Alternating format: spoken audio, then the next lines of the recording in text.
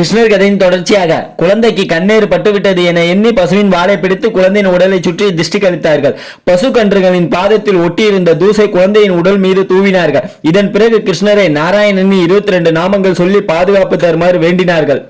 நாராயணனின் 22 நாமங்களை சொல்வோர் அருகில் எந்த கெட்ட சக்திகளும் நெருங்குவதில்லை என நம்பிய கோகுல மக்கள் மணிமான், யங்கர், அச்சுதா, ஹயகிரிவர், கேசவா, விஷ்ணு, உருகிராமா, ஈஸ்வரா, சக்ராதாரி, கதாதரா, மதுசூதனா, குபேந்திரா, தாரஷயா, ஹலாதரா, கிருஷிகேஷா, நாராயணா, பிரிணிகர்பா, யோகேஸ்வரா, புருஷோத்தமா, கோவிந்தா, மாதவா, வைகுண்டாதிபதி என்ற நாமங்களால் அவரை பூஜித்தனர். இந்த நேரத்தில் ஒரு அதிசயம் நிகழ்ந்தது. பூதனா கொடுமைக்காரியாக இருந்தாலும் கூட, குழந்தைகளை கொன்றவள் என்றாலும் கூட, கடைசி நேரத்தில் கிருஷ்ணருக்கு பாலூட்டிய காரணத்தால் அவள் வைகுண்டத்தை அடைந்தாள். அவளுக்கு முத்தியும் கிடைத்தது. அவளது உடலை கோகுலவாசிகள் எரித்த போது அதிலிருந்து நறுமணம் கிளம்பியது. நாட்கள் கடந்தன. கிருஷ்ணருக்கு 1 வயதானது. இந்த நிகழ்வை யசோதா மிகச் சிறப்பாக கொண்டாடினாள்.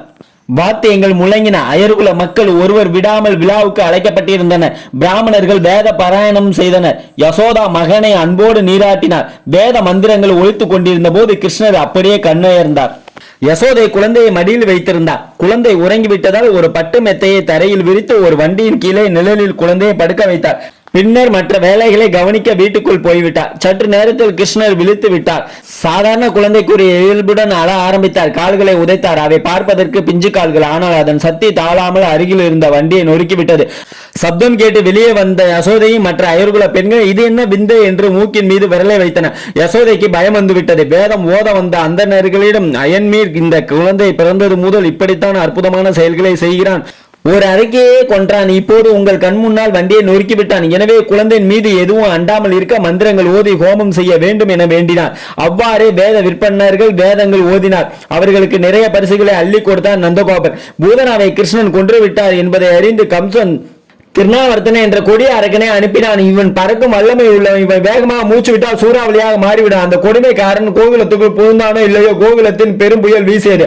எங்கோ புழுதி மண்டலம். ஒருவருக்கொருவர் முகத்தை பார்க்க முடியவில்லை. இதை பயன்படுத்தி கிருஷ்ணரை தூக்கி கொண்டு உயரே பறந்து விட்டான் அசுரன். யசோதை கிருஷ்ணரை காணாமல் அழுதா. ஐயோ, என் மகன் புழுதி புயலில் சிக்கி கொண்டானோ, அவன் எங்கே என ஆராட்டினான். கிருஷ்ணவர்த்தன் உயரே சென்று குழந்தையை தூக்கி வீச எத்தனைத்தான். குழந்தை அவனை விட்டால் தானே. குழந்தையின் கைகள் விஸ்திரமாக விருந்தன. கிருஷ்ணவர்த்தனின் கழுத்து அதன் பிடியில் சிக்கியது. அப்படியே கழுத்தை இருக்கிய குழந்தை அவனை வதம் செய்தது. அவன் கீழே விழுந்தான். புயல் அடங்கியது. கீழே விழுந்து கிடந்த அசுரனை கோகுலவாசிகள் பார்த்தனர்.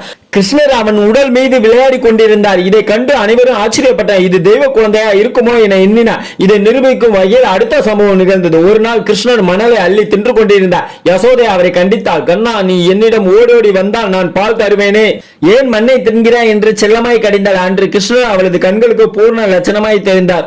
அது கண்டு பூரித்த அவளது மார்புகளில் பால் நிறைந்தது. அதை அன்போடு ஊட்ட முயன்றாள். கிருஷ்ணர் வாய் திறக்க மறுத்தார். அவள் அவரது வாயை கட்டாயப்படுத்தி திறந்தாலோ இல்லையோ வாய்க்குள் அண்ட சராசரமும் சுழன்று கொண்டிருந்தது. நந்தகோபரிடம் இந்த அதிசய நிகழ்ச்சியை எடுத்து சொன்னால் யசோதை. நந்தருக்கும் குழந்தையை பற்றிய கவலை அதிகரித்து குழந்தையின் ஜாதகத்தை பார்த்தால் என்ன என்று தோன்றியது. ஜாதகம் கணிப்பதில் மிகச்சிறந்த யானையாக திகழ்ந்தவர் கர்க முனிவர். அவரை வரவழைத்து தகுந்த உபச்சாரம் செய்து நந்தகோபர் கிருஷ்ணனின் ஜாதகத்தை மட்டுமின்றி ரோகிணியின் மகனான பலராமனின் ஜாதகத்தையும் கொடுத்தார். ஜாதகத்தை பார்த்த முனிவர் அதிர்ந்தே போய்விட்டார். நந்தகோபுரம் அசோதையும் இதுவரை கிருஷ்ணன் தங்கள் பிள்ளை எனத்தான் எண்ணிக்கொண்டிருந்தனர். தனக்கு ஒரு பெண் குழந்தை பிறந்தால் அது கூடையில் சுமக்கப்பட்டு கம்சனின் மாளிகைக்கு சென்று சிறையில் பிறந்த கிருஷ்ணன் தன்னருகே படுக்க வைக்கப்பட்டதையும் அசோதையும் அறிய மாட்டாள். தான் பெற்ற மகன் என்று அவள் எண்ணி இருந்தாள். ஆனால் கிருஷ்ணர் தேவையின் வயிற்றில் பிறந்தவர் என்பதை உணர்ந்து விட்டார் கர்க முனிவர். பலராமனும் தேவையின் வயிற்றில் கருவாகி ரோகின் கர்ப்பத்திற்கு மாற்றப்பட்டவன் என்பது தெரிந்தது. இப்ப கிருஷ்ணர் கதையில 4வது எபிசோடு பார்த்துட்டு இருக்கோம். அதாவது இப்ப கிருஷ்ணரை பத்தி நம்ம எபிசோடு 4வது இதுல தெரிஞ்சிட்டு இருக்கோம். கிருஷ்ணர் இதுல முக்கியமா இதை பார்க்க போறோம். அதாவது என்ன பார்க்க போறோம்னா, இப்ப கிருஷ்ணர் ஜாதகத்தை பாக்குறாங்க. கிருஷ்ணர் ஜாதகத்தை பார்த்தோம்னா கிருஷ்ணர் யசோதையோட மகன் கிடையாது, இவர் தேவியோட மகன் தான் அப்படின்னுங்கிறத தெரிஞ்சுக்கிறாங்க. அது மட்டும் இல்லாம வசுதேவர் தான் இவருடைய அப்பா அப்படின்னுங்கிறதையும் தெரிஞ்சுக்கிறாங்க. இதோட இன்னொரு விஷயத்தையும் தெரிஞ்சுக்கிறாங்க. அதாவது ரோகிணி வயிற்றுல பலராமன் மாத்தப்பட்டிருக்காரு அப்படின்னுங்கிற விஷயத்தையும் தெரிஞ்சுக்கிறாங்க. இப்படி ஒவ்வொரு விஷயத்தையும் கர்க முனிவர் கண்டுபிடிச்சாரு. இதை சொல்ல போறாரா இல்ல அப்படிங்கிறத நம்ம வர்ற எபிசோடில் அதை பத்தி முழுமையா தெரிஞ்சுக்கலாம். ஏன்னு வச்சுங்களேன், கிருஷ்ணருடைய கதையில அவங்க அம்மாவுக்கு வந்து தான் பெற்ற பிள்ளை இல்ல அப்படிங்கிற விஷயத்த அவர் சொல்லுவாரு. இல்ல அப்படிங்கிறது பயங்கரமான ஒரு ஷாக்கிங்கா இருக்கும். நல்லா அதை பயங்கரமா நாங்க எடுத்திருக்கோம் வீடியோவில். உங்களுக்கு கண்டிப்பா அதை நான் உங்களுக்கு பப்ளிஷ் பண்றேன். அது மட்டும் இல்லாம இந்த வீடியோவை நீங்க தொடர்ந்து பாருங்க. நம்ம வாழ்க்கைக்கு நிறைய விஷயங்கள் இதுல பயனுள்ளதா இருக்கும். நீங்க அதை எடுத்துக்கிட்டு வாழ்க்கையில நல்லபடியா நீங்க வெற்றி அடைவீங்க. தேங்க்யூ ஃபார் வாட்சிங். DTGS ஜி கோவிந்தராஜ் ஐயப்பத்தா யூடியூப் சேனல் பிடிச்சிருந்தா லைக் பண்ணுங்க, ஷேர் பண்ணுங்க, கமெண்ட் பண்ணுங்க. உங்களுக்கு பிடிச்சவங்களுக்கு அந்த வீடியோவை அனுப்பி வச்சு அவங்களையும் பார்க்க வச்சு அவங்களையும் பயனடைய வைங்க. தேங்க்யூ ஃபார் வாட்சிங்.